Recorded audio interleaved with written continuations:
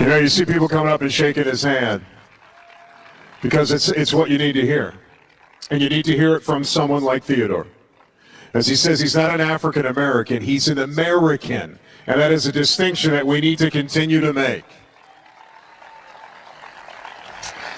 Next, I'd like to introduce a young lady that saw communism in her lifetime.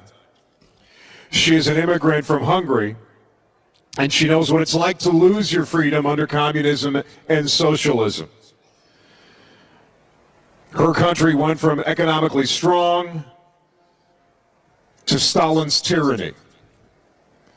She fought for her freedom, and she's a legal immigrant. She came through the front door, as most of our ancestors did. And if you would help me right now in welcoming, and I hope I pronounce her last name correctly, Ilona Trommler. Ilona? Did I get that right, Ilona? Thank you. Here you go. I'm going to lower this for you, too.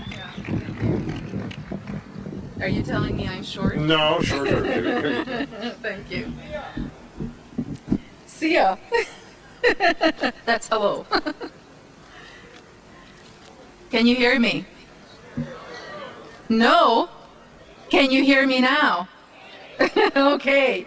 Good evening, everyone. It's wonderful to see so many people here. I really appreciate this. Okay, here we go. Is this better? Okay. Good evening, everyone. I appreciate the chance to speak here tonight about my country that used to be a very strong, economically, really strong kingdom that used to be free. Yes, I heard that. I titled this, My Journey for Your Freedom.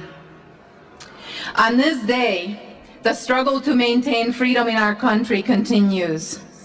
From the moment the Declaration of Independence was signed, our independence, the precious freedoms in it, instantly became vulnerable to erosion, to the ambitions of the self-centered and the power-hungry.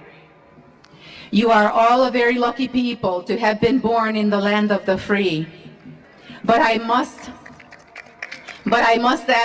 question this on this day, especially in these times, when this all-important freedom is so severely threatened. Does your passion still resonate in every cell of your being, as it did inside your ancestors, who over 200 years ago secured this incredible thing called freedom?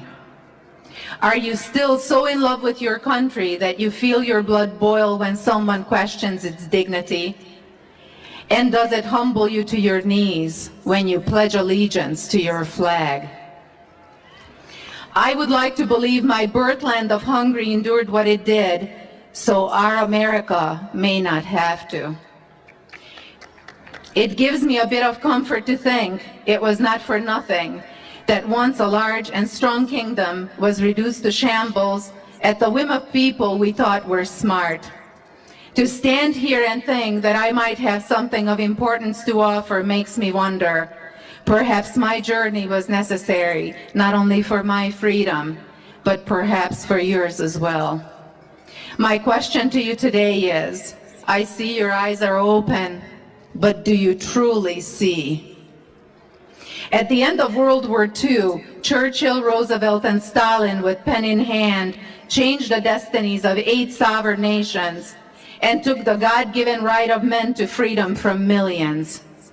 Nations suddenly fell under total Soviet rule, and their only guilt was their geography. We were given to slavery by important men who didn't know us, didn't understand our history, and frankly didn't care what Stalin will do with us. The Red Army marched through without opposition. They intimidated and plundered. They took the food from the mouths of starving children. They ripped earrings out of women's ears, and they slammed their babies against walls if they cried. Fathers, brothers, sons, and husbands were shot on the spot if they tried to protest while their women were being raped in front of them. In one of the ancient Hungarian cities is a marble plaque that reads, "They came believing in the revolution. They asked for a hopeful future. Cannons, tanks, and machine guns answered them. On October 26, 1956, it is in this place they received their fatal wounds. They were regular citizens who loved their country, and they did not set out to become heroes. Most of them were barely adults, and they were killed because they dreamed of freedom. The Hungarian Revolution was not an organized event. It happened spontaneously. It contagiously swept through the entire country within hours.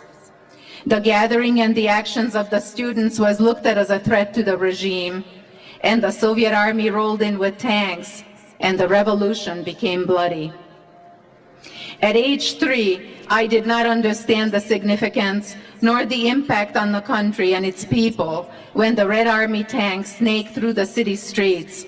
But I saw the fear on my parents' faces, and I heard them ask what will become of my brothers who fought against the invaders.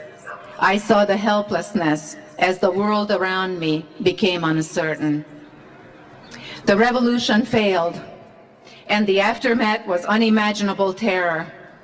The Iron Curtain tightly shut down the borders to keep the people and the information from moving in either direction. Those who fought for the country's freedom became enemies of the state. The police used photographs taken during the revolt to identify everyone. There were many who waited for the arrival of the falsely announced American troops. Inside Hungary, desperation and fear was so great that mothers drugged their babies to keep them quiet while crossing the border, and young children suffocated as their parents tried to keep them from crying, while the guards walked only a few feet from their faces as entire groups laid in the mud holding their breath. In a country of only 10 million people, 200,000 citizens of Hungary in danger of persecution walk across the border into Austria, and over the next 5 years scattered throughout the world looking to make a life for themselves. Information was dangerous in those days, and the truth was difficult to find. Parents feared telling their children anything. To speak the truth in front of them, a slip of a tongue could make any person disappear. We acquiesced when they forced on us their ideology. As a people, we were spiritually numb when they prohibited church attendance, and we watched in silence while they removed the crosses from all the buildings and replaced them with their red stars. Our flag became bearing its stripes of red, white, and green without the crest of the kingdom, as it fluttered in shame under the Soviet flag. Everything was nationalized. They said it all belongs to the people now. First the banks, followed by industry, energy, healthcare, agriculture, restaurants, hotels, the corner store were no longer in private hands. We were forced to give up our guns. Then they took all our freedoms, and they took our country.